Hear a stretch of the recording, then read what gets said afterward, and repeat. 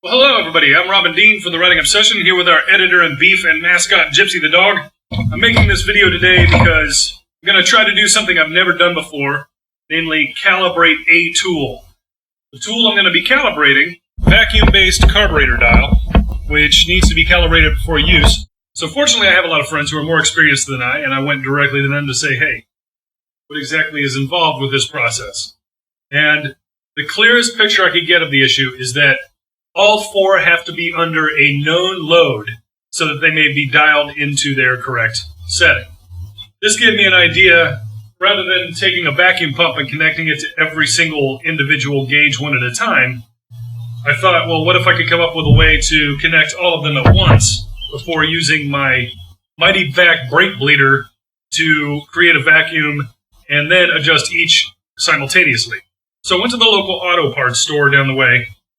They had 3 quarter-inch T-connectors. There's basically 9 connections, 4 of which would be used for the vacuum meter itself.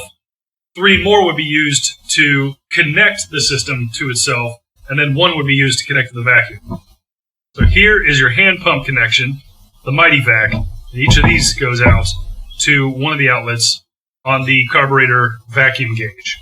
Doing it this way ensures that everything is balanced. These are all identical.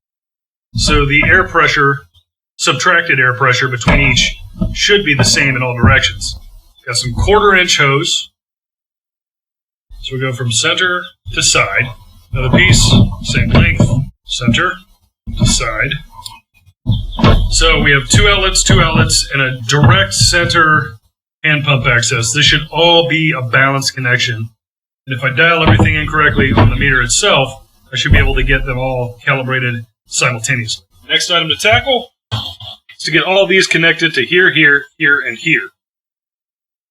So like so, and 2, 3, equates to the 4. Now that should be enough of a connection for all 4 gauges to create the correct vacuum balanced from the center using this node in the middle, which is what I'm going to connect my hand pump to. So here I have my Mighty Vac hand pump, which inserts into this clear hose. Connect the other end to this outlet on my meter right there.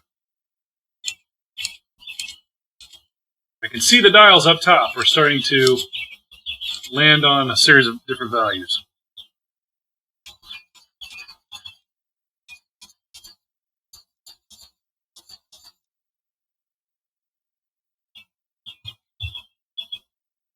So that's what these are for. I guess we have to dial these in just right.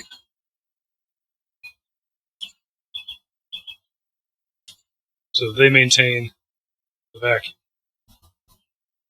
Okay, so what I've discovered is that basically by dialing everything out first and then dialing in, that's the better way to get a constant vacuum. Well, at least constant enough that you can probably make your adjustments.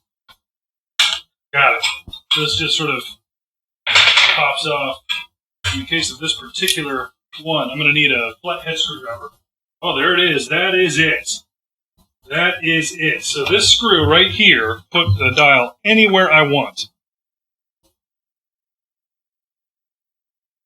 That is excellent. For being a cheap gauge, I like it.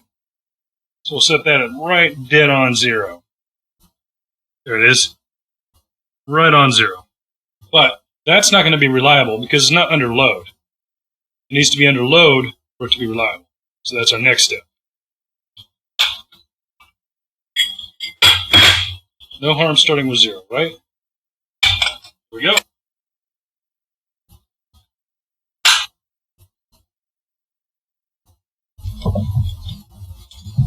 As you can see, they're responding.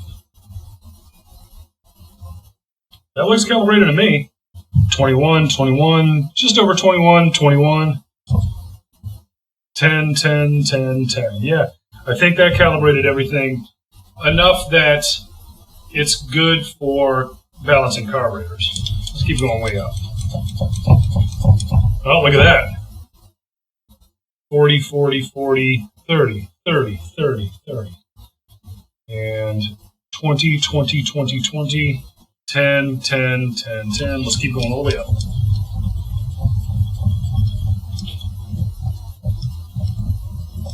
I think we got it. Next, I'm going to put all these back together and connect it to my carburetors and make sure they're in sync.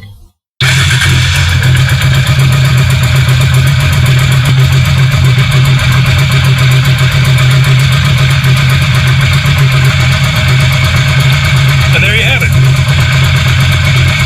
It looks like the technique I used before was accurate enough that the carbs are in fact in sync, and it looks like my approach to calibrating this worked out pretty good, so I'm happy.